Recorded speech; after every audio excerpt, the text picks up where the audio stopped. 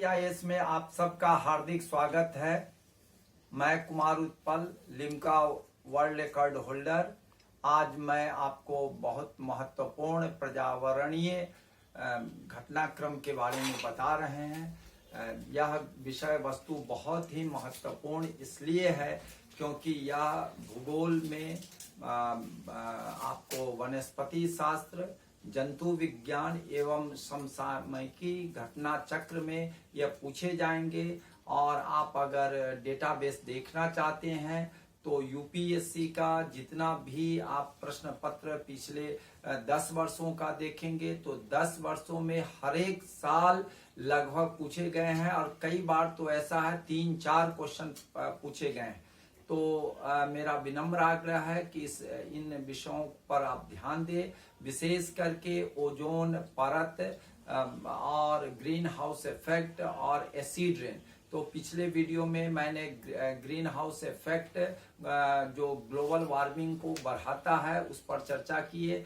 आज मैं आपको ओजोन परत की चर्चा कर रहा हूं। आप आइए एक एक विषय वस्तु का हम चर्चा करेंगे विस्तार से। ओजोन परत है, ओजोन लेयर अंग्रेजी में कहते हैं, और यह जो है आपका जो वायुमंडल की संरचना और ओजोन परत की स्थिति है उसके बारे में ध्यान देना है। यह सबसे ऊपर जो सबसे नीचे से ही हम आते हैं, क्षोभ मंडल है जिसको ट्रोपोस्फीयर कहते हैं। ट्रोपोस्फीयर क्षोभ मंडल पृथ्वी के जो निचले सतह से 8 किलोमीटर की जो दूरी है उसको हम ट्रोपोस्फीयर कहते हैं अंग्रेजी में, और इसको हिंदी में क्षोभ मंडल कहते हैं। 8 किलोमीटर, और इसमें क्या है कि 8 किलोमीटर ध्रुवों पर इसकी जो हाइट है 8 किलोमीटर, लेकिन अगर भूमध्य रेखा इक्वेटोरियल प्लेट पर अगर हम बात करेंगे तो वहां पर 18 किलोमीटर है। 18 किलोमीटर, इसको ध्यान रखेंगे। इक्वेटोरियल जो लाइन है जिसको भूमध्य रेखा कहते हैं, विषुवत रेखा कहते हैं, वह विषुवत रेखा पर 18 किलोमीटर है। तो यह 18 किलोमीटर को आप ध्यान रखेंगे। और ये ध्रुवों पर यह है, चाहे आपका उत्तरी ध्रुव हो चाहे दक्षिणी ध्रुव हो, जिसको हम दक्षिणी ध्रुव को अंटार्कटिका कहते हैं, तो वह जो है आपको उस पर 8 किलोमीटर है। यह ध्यान रखेंगे। यह प्रश्न आपसे बार बार पूछा जाएगा। ये प्रथम जो स्तर है, जो वायुमंडल का प्रथम स्तर है, उसको हम लोग क्षोभ मंडल कहते हैं, ट्रोपोस्फीयर कहते हैं। तो आप लोग समझ गए होंगे। मैं आगे ऊपर बढ़ रहा हूं। 8 किलोमीटर से 50 किलोमीटर की जो ऊंचाई है उसको समताप मंडल स्ट्रेटोस्फीयर कहते हैं। स्ट्रेटोस्फीयर जो होगा 8 से 50 किलोमीटर। अगर हम विषुवत भूमध्य रेखा पर करेंगे तो 18 से 50 किलोमीटर की ऊंचाई का करेंगे। तो यह जो है आपको समताप मंडल है। समताप मीन्स ऐसे समान ताप। इस जो क्षेत्र है, यह जो लेयर है, यह जो स्तर है, इसमें समान ताप होते हैं। ताप में वेरिएशन नहीं होता है। समताप मंडल, इसीलिए इसको समताप मंडल कहा जाता है। और इसमें यह खास बात है कि 15 से 30 किलोमीटर की ऊंचाई पर ओजोन लेयर पाए जाते हैं। यह ओजोन लेयर को आपसे पूछा, एक बार यूपीएससी में पूछा गया है कि ओजोन लेयर का जो लेयर है वह किसमें पाया जाता है, तो 4 ऑप्शन दिया है,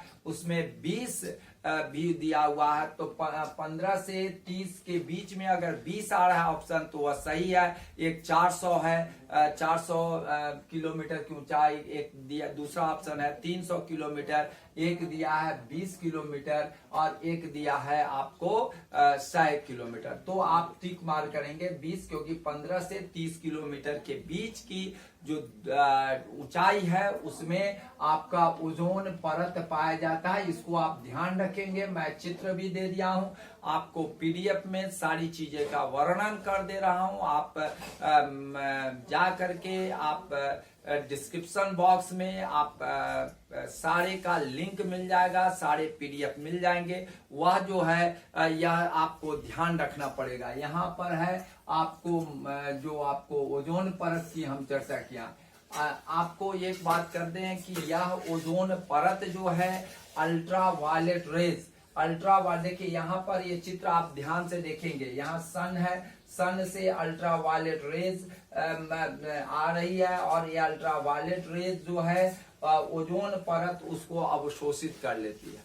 अब ओजोन लेयर जो है, ओजोन परत उसको अवशोषित कर लेती है, जिससे अल्ट्रा वायलेट रेज, पराबैंगनी किरणें जो कई तरह के भयानक बीमारियों का जनक होती है, तो वह उसको अवशोषित कर लेती है।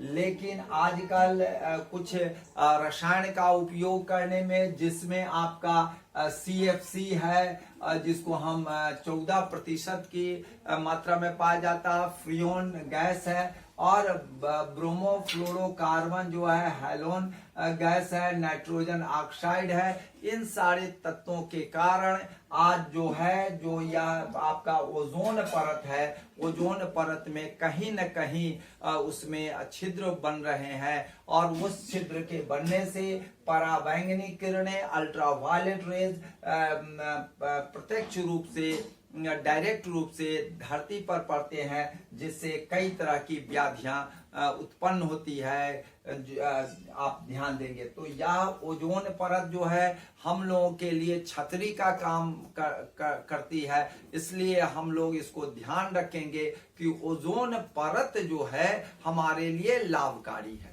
लेकिन हम लोग मानव ही उसको विनष्ट कर रहे हैं, और उसका मुख्य कारण है 2-3 चीजें जो हैं। अगर उसका हम अल्टरनेटिव्स भी आ गए हैं, उसका उपयोग करेंगे, कंपनी हम लोगों को उस तरह की अल्टरनेटिव गैस का उपयोग कर करके देगी, तो हम लोगों का यह ओजोन परत जो है फिर से नॉर्मल हो जाएंगे। आपको अभी कई रिपोर्ट आया है कि यह लॉकडाउन, पूरे विश्व में जो लॉकडाउन की स्थिति हुई है, ये कोरोना के कहर के दरमियान, उसका हीलिंग जो है, ओजोन परत का हीलिंग बड़ी तेजी से हो रहे हैं। तो यह एक अच्छी सूचक है, क्योंकि हम लोगों के बहुत सारे इंडस्ट्री, बहुत सारी चीजें बंद हो गई इस लॉकडाउन की स्थिति में। तो यह एक अच्छी पहल है, बस हम लोगों को ध्यान देना है। तो मैं आपको बता रहा हूं कि यह ओजोन परत हमारे लिए एक छतरी का काम करती है, जो आपको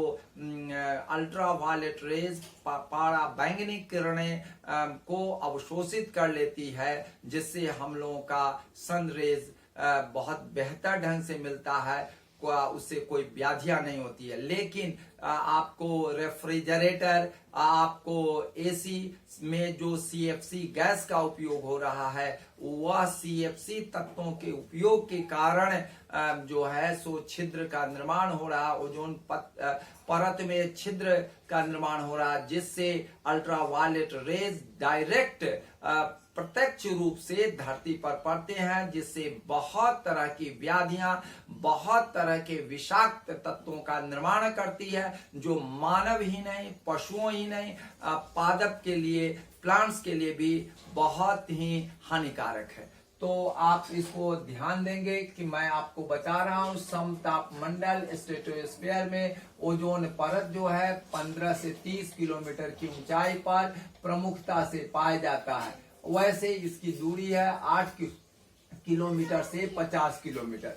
उसके बाद मध्य मंडल आते हैं, मेजोस्फीयर आते हैं, जो 50 किलोमीटर से आपको 80 किलोमीटर तक है। उसके बाद आयन मंडल है, आयन मंडल 80 से 400 किलोमीटर, और 400 किलोमीटर से कितनी दूरी है उसको तो अभी तक नापा नहीं जा सका है, और नापने का कोई अभी इस तरह के इंस्ट्रूमेंट नहीं आए हैं, तो उसको हम लोग बाह्य मंडल, एक्सोस्फीयर के रूप में मानते हैं। मैं थोड़ा सा इस सब की कुछ विशेषताएं की भी चर्चा कर दे रहा हूं, क्योंकि जब पढ़ा रहा हूं वायुमंडल की संरचना और ओजोन परत की स्थिति में, तो उसको भी थोड़ी सी चर्चा कर दे रहा हूं। आपको यह आप जानेंगे तो बड़ी आपको एग्जामिनेशन में बड़ा हेल्पफुल रहेगा कि यह जो है आपको आयन मंडल है, आयन मंडल में आपको अंतरराष्ट्रीय, यहाँ लिखा हुआ अंतरराष्ट्रीय स्पेस स्टेशन का निर्माण आयन मंडल में होता है। यह प्रश्न बार बार पूछा जाता है, इसलिए आप ध्यान रखेंगे अंतरराष्ट्रीय स्पेस स्टेशन आयन मंडल में, जिसको आयनोस्फीयर कहते हैं। यहाँ आयनोस्फीयर है, यहाँ से यहाँ तक आयनोस्फीयर है। 80 किलोमीटर से 400 किलोमीटर जिसको आयन मंडल कहते हैं, इसमें अंतरराष्ट्रीय स्पेस स्टेशन का निर्माण होता है। और दूसरी बात है, यहाँ से आप देख रहे हैं 0 ऊंचाई से पृथ्वी की जो सतह है वहां से आपको रेडियो तरंगों को परावर्तित करती है, जिससे रेडियो प्रसारण होता है। इसी आयन मंडल में आपको प्रसारण होता है। देखते हैं यह लकीर जो है मैंने आपको बनाया है, यह परावर्तित करती है, इसलिए रेडियो प्रसारण आयन मंडल में होता है। तो आयन मंडल में दो बातें आप ध्यान रखेंगे, वह दो बातें हैं, एक अंतरराष्ट्रीय स्पेस स्टेशन, दूसरा है आपको रेडियो तरंगों को परावर्तित करती है। देखिए यहाँ से धरती से जा रही है और यहाँ से परावर्तित कर रही है, फिर यह धरती पर परावर्तित कर रही है, जिससे रेडियो आपका प्रसारण होता है। तो इसको आप लोग ध्यान रखेंगे, इसको याद रखेंगे। एक दो बातें और मैं बता दे रहा हूं कि यहाँ पर जो है मेसोस्फीयर में ही आपको उल्काएं, जिसको मेटेओर्स कहते हैं, जल उठते हैं। यहीं पर मेटेओर्स जल उठते हैं मध्य मंडल में, इसको आप लोग ध्यान रखेंगे। और ओजोन के बारे में थोड़ा सा और चर्चा कर दूं, क्योंकि आज इसी पर चर्चा करना है हमको। अंटार्कटिका में ओजोन छिद्र, आपको आप ये नहीं सोचेंगे कि CFC जो प्रोड्यूस करने वाली कंट्री है, चाहे USA हो, चाहे यूरोपियन कंट्री हो, चाहे अन्य कंट्री हो, वो आपको वहां पर ओजोन छिद्र का निर्माण नहीं होता। ओजोन छिद्र का निर्माण अंटार्कटिका में होता है। यह बात अब ध्यान रखेंगे, कई बार UPSC और BPSC में पूछा गया है। ओजोन लेयर न अमेरिका के ऊपर, न जापान के ऊपर, न यूरोपियन कंट्री के ऊपर, न भारत के ऊपर, बस और बस केवल है मुख्य रूप से आपको अंटार्कटिका में। उसका क्या कारण है मैं आगे आपको विस्तार से बताऊंगा, लेकिन अभी तत्कालिक बता देता हूं। और इसमें जो है कौन कौन से तत्व ये डिप्लीशन में, क्षरण में, ओजोन परत के क्षरण में, छिद्र निर्माण करने में कौन कौन से हैं, तो आपको बता देते हैं। CFC यहाँ पर मैंने लिख दिया है, CFC 14%, जिसको फ्रियोन गैस कहते हैं। ब्रोमोफ्लोरोकार्बन जो है वो हैलोन गैस है, तो वह जो है, और नाइट्रोजन ऑक्साइड 3.5 मैंने लिख दिया। CFC, फ्रियोन, हैलोन ओजोन छिद्र बनाने वाले तत्व हैं, कारक हैं, तो इसको ध्यान रखेंगे आप लोग। और दूसरी बात है, समताप मंडल की मोटाई जो है आपको भूमध्य रेखा पर कम होती है और ध्रुवों पर जो होती है अधिक होती है। तो मैंने आपको बताया था, चर्चा किया था कि ध्रुवों पर इसकी मोटाई जो है समताप मंडल की बहुत अधिक है और आपको भूमध्य रेखा पर कम है। यहाँ पर क्षोभ मंडल में भी बताए थे कि इसकी ऊंचाई क्षोभ मंडल की 18 किलोमीटर भूमध्य रेखा पर और 8 किलोमीटर ध्रुवों पर है। इस प्रश्नों को आप, इस बातों को आप एकदम कंठाग्र कर लेंगे, जिससे आपको प्रश्न सब बन जाएंगे। मैं आपको चर्चा कर दे रहा हूं कि ओजोन परत सूर्य से आने वाली पराबैंगनी किरणों को रोककर पृथ्वियों पर जो जीवित प्राणी है, चाहे वह पादप है, प्लांट्स है, या जीव जंतु है, मनुष्य है, जिसको एनिमल्स हैं, वो सारे को यह आपको रोक करके, पराबैंगनी किरणें, अल्ट्रावायलेट रेज को रोक करके वह जो है आपको हम लोगों को छतरी को प्रोवाइड करती है, हम लोगों को देती है, छतरी देती है, छाता देती है, जो हम लोगों को बचाव होती है। लेकिन मानव के द्वारा ही, मैं बार बार कह रहा हूं, मानव के द्वारा ही ऐसी फ्रेज में जो CFC का प्रयोग किया जा रहा है, उसके कारण आपको क्या होता है, आपको उसमें क्षरण हो रहे हैं, छिद्र का निर्माण हो रहा है, जिससे पराबैंगनी किरणें डायरेक्ट धरती पर आ रही है। इसको मैंने यहाँ पर डिफाइन कर दिया है, ध्यान रखिएगा। और इसके बाद मैं क्षोभ मंडल के बारे में भी बता दिया हूं। यहाँ पर औसत ऊंचाई इसकी 16 किलोमीटर होती है, 8 किलोमीटर ध्रुवों पर, 18 किलोमीटर भूमध्य रेखा पर। ट्रोपो का मतलब है, ट्रोपो का अर्थ होता है परिवर्तनशील। परिवर्तनशील का मतलब होता है जितने भी जलवायु से संबंधित कार्य होते हैं, चाहे वर्षा हो, चाहे अन्य ठंडर हो, बिजली चमक रही है, ये सभी जो है आपको लगता है ऊंचाई से आ रही है, लेकिन वह सभी 8 क्षोभ मंडल में ही होते हैं। ये भी प्रश्न बराबर पूछे जाते हैं। इसलिए क्षोभ मंडल का नाम ही ट्रोपो मीन्स होता है परिवर्तनशील। परिवर्तन, मौसम परिवर्तन का रूप है, इसलिए कहते हैं लोग, साहित्य में भी चर्चा करते हैं, मौसम की तरह तुम बदल रहे हो। मीन्स यह मौसम परिवर्तनशील होता है, इसीलिए यह जो है जलवायु संबंधित जितने परिवर्तन है, चाहे वर्षा हो या ठंडर हो, बिजली हो, ये सारी क्रियाएं आपको ट्रोपोस्फीयर क्षोभ मंडल में होता है। इसको ध्यान रखेंगे। समताप मंडल की मैंने चर्चा कर चुका हूं कि 8 किलोमीटर से 50 किलोमीटर होती है, और यह मुख्य रूप से ओजोन परत जो है 15 से 30 किलोमीटर ओजोन परत की होती है। वैसे नीचे और ऊपर दोनों में पाया जाता है। इसको आप लोग ध्यान रखेंगे। और यह क्या आपको इसमें जो है आपको पराबैंगनी किरणें को रोकने की, अवशोषण करने की क्षमता होती है। और इसमें नहीं आंधी, तूफान, बिजली, धूल, जलवाष्प और आपको थंडर, जो ये सब की क्रियाएं आपको इसमें नहीं होती है, समताप मंडल में नहीं होती है। इसको याद रखेंगे। ये सभी क्रियाएं आपको ट्रोपोस्फीयर क्षोभ मंडल में होता है। या अगर आप प्रश्न कर लेते हैं तो आप देखेंगे। वैसे हम सारे प्रश्नों का, जितने भी पब्लिक सर्विस कमीशन, जितने भी union public service commission, UPSC और 9 पब्लिक सर्विस कमीशन का जितने भी प्रश्न आए हुए हैं, सभी को मैंने बना करके वीडियो बना के डाल दिया हूं। उसको आप देखेंगे तो आपको पता चल जाएगा कि कितने बार ये पूछे गए हैं और कितने महत्वपूर्ण। कई बार तो 2013, 14, 12, 11 सभी में पूछे गए हैं। तो इसलिए मैं आप लोगों से निवेदन करता हूं कि इसको आप बढ़िया से पढ़ेंगे और समझने की कोशिश करेंगे। आइए, ओजोन ग्रीक शब्द ओजेन से बना हुआ है। ओजेन का मतलब होता है गंध होता है, ठीक है। और ओजोन परत की उपस्थिति की खोज 1840 ईस्वी में जर्मन रसायन शास्त्री CF एस्कोनबीन ने किया था। इसको ध्यान रखेंगे। पृथ्वी की ओजोन परत के क्षय का सर्वप्रथम ज्ञात जो है अमेरिकी वैज्ञानिक प्रोफेसर शेरवुड ने किया था। ओजोन छिद्र की खोज जो है डॉक्टर जे फॉरमैन,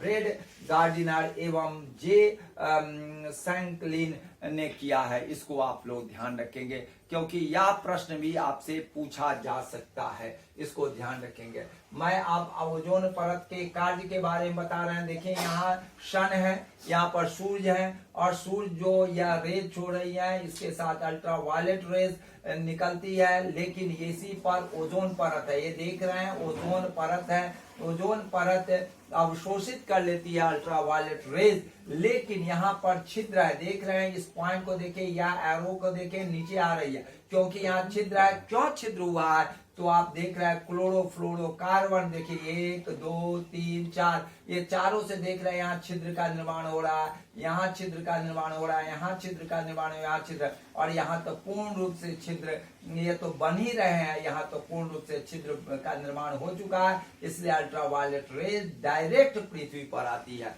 इस चित्र को आप ध्यान रखेंगे तो आपको समझ जाएगा कि ओजोन परत का कार्य कैसा है। फिर से मैं आपको बता रहा हूँ। देखिए, ये ओजोन परत है, ये जो लकीर है ओजोन परत है। ये जो है क्लोरोफ्लोरोकार्बन जो धरती से एसी फ्रीज के द्वारा जो निर्मुक्त होते हैं, वह वायुमंडल में जा करके इस ओजोन परत को तोड़ने का काम, देखिए यहाँ तोड़ने का काम हो रहा है, ऐसे है, यहाँ पर तोड़ने का काम हो रहा है, यहाँ तोड़ने का काम हो रहा है, यहाँ तोड़ने का काम हो रहा है। तो यह जो है और यहाँ पर टूट चुका है, तो जिससे अल्ट्रावायलेट रेज पराबैंगनी किरणें धरती पर आ रही है। तो यह जो है इसको आप ध्यान रखेंगे। ओजोन परत की क्रियाएं कैसे है, कार्य कैसे करते हैं, उस पर ध्यान देंगे। अब मैं थोड़ा सा आ रहा हूं पराबैंगनी विकिरण के विभिन्न तरंग दैर्घ्य के बारे में भी आपसे प्रश्न पूछे जाएंगे। देखिए सूर्य है, सन है, और यहाँ से आपका ये पराबैंगनी किरणें हैं, यूवी पहले यूवी ए है, यूवी मतलब ultraviolet A, ultraviolet B, ultraviolet C. अब देखिए इसका जो है अल्ट्रावायलेट ए का यहाँ पर आप देख रहे हैं 400, 315, 280 और 100। तो ये आपका ये जो है अल्ट्रावायलेट का यह 3 है, ए बी सी अल्ट्रावायलेट पराबैंगनी किरणें का यहाँ से 100 से 400 की जो तरंग दैर्घ्य है वह है आपको अल्ट्रावायलेट का। और यह दृश्य का है 400 से 700 दृश्य का है, और 700 से आपको आगे जो है अवरक्त तरंग दैर्घ्य है, ठीक है ना, जो आपको एनएम में इसकी माप मैंने दिया है, इसको ध्यान रखेंगे। तो यह हम लोगों का ये अभी जो है ओजोन लेयर में हम लोगों को पराबैंगनी से संबंधित बातों को ध्यान रखना है।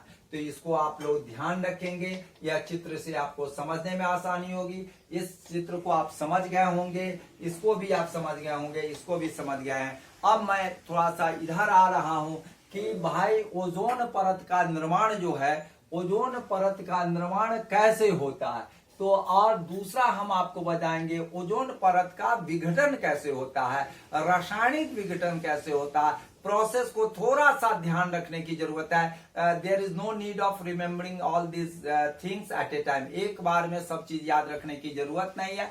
आपको पीटी में ये सब प्रोसेस लिखने की भी जरूरत नहीं होती है, मेंस में भी इसकी लिखने की जरूरत नहीं है, ठीक है ना। तो यह ध्यान रखेंगे। आइए मैं बता रहा हूँ पराबैंगनी किरणें जो है, यहाँ पर ऑक्सीजन O2 का निर्माण हो रहा है। 2 ऑक्सीजन में यह आपका टूट रहे हैं, तो ऑक्सीजन का 2 परमाणु, एक यहाँ है एक यहाँ है, और इससे फिर ये आपका O है यहाँ, ये O है, और O2 जो है आपका, और इस O के मिलने से O2 और O के मिलने से O3 का निर्माण हो रहा है, O2 और O के मिलने से O3 ओजोन का निर्माण हो रहा है। तो पहले में ऑक्सीजन के 2 परमाणु, ऑक्सीजन के 1 परमाणु से ऑक्सीजन की क्रिया होती है, तो O3 का निर्माण होता है, तो ओजोन का निर्माण होता है। इसको ध्यान रखेंगे। और 1924 में ब्रिटिश वैज्ञानिक जो है, मौसम वैज्ञानिक डॉब्सन ने इसकी मापन के लिए डॉब्सन स्पेक्ट्रोमीटर का, और जिसको डॉब्सन मीटर कहा जाता है, और इसकी यूनिट को डॉब्सन कहा जाता है। और मैंने लिख दिया है इसकी औसत सांद्रण 300 डॉब्सन यूनिट होती है।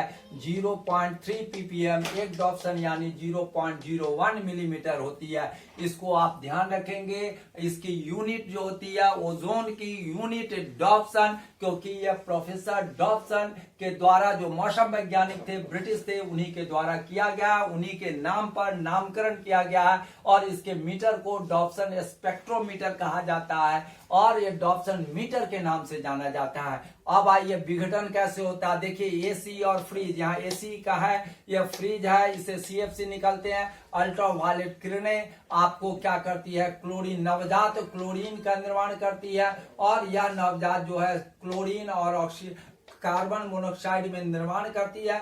फिर यहाँ देखते हैं ऑक्सीजन का परमाणु, ये ऑक्सीजन का परमाणु समताप मंडल में क्लोरीन, नवजात यही क्लोरीन जो है, क्लोरीन याद रखिएगा, क्लोरीन ही क्षरण में सबसे बड़ा भूमिका निभाता है। लेकिन आप लोग इसको मैक्सिमम लोग कहेंगे वो हो सकते हैं, ओजोन हो सकते हैं, लेकिन यहाँ इसीलिए मैंने क्लोरीन को डॉट डॉट करके ध्यान रखिया। यही नवजात क्लोरीन जो है तोड़ने का काम करती है।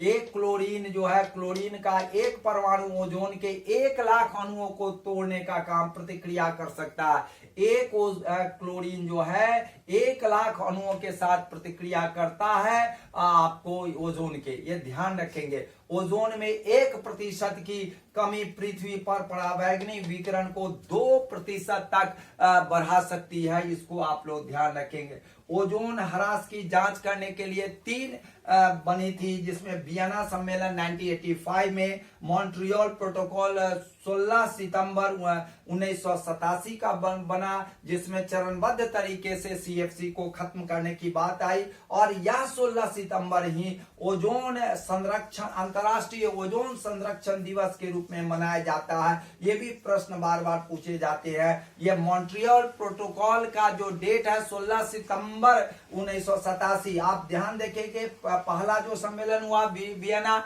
1985, मॉन्ट्रियल 1987, और आपको हेलसिंकी में तीसरा हुआ 1989। 2-2 साल के अंतर पर हुए हैं, इसलिए याद करने में सुविधा होगी। ओजोन परत के अवक्षय के कारण क्या होते हैं, कौन कौन बीमारी? मैलिग्नेंसी, जो आपको कैंसर को प्रोड्यूस करता है। मैलिग्नेंट में तो कैंसर होता है, तो यह आपको कैंसर प्रोवाइड करता है, जिसको हम लोग त्वचा का कैंसर कहते हैं। Malignant melanoma means skin cancer. उसके बाद स्वर्णवर्ण है, सूर्यदाह है, और तीसरा है स्नो ब्लाइंडनेस है, और नेक्स्ट है कैटरैक्ट है, जिसको मोतियाबिंद कहते हैं। ओजोन का सर्वाधिक निर्माण जो है आपको अंटार्कटिका में हुआ है, क्योंकि यहाँ पर 6 महीने की रात्रि और आपको बर्फीली भंवरदार पवने के कारण यहाँ पर होती है। लेकिन इसमें ठंड भी काफी अधिक होती है, लेकिन आपको नॉर्थ पोल से कम होती है, इसीलिए बेटर सूटेड है फॉर आपको ओजोन डिप्लीशन का। तो ओजोन जो लेयर है वहां पर अंटार्कटिका में ही खत्म होता है। तो यह आप ध्यान रखेंगे। आप सबसे नम्र निवेदन है कि आप सब सब्सक्राइब करेंगे, शेयर करेंगे। जय हिंद, जय भारत, सभी को धन्यवाद।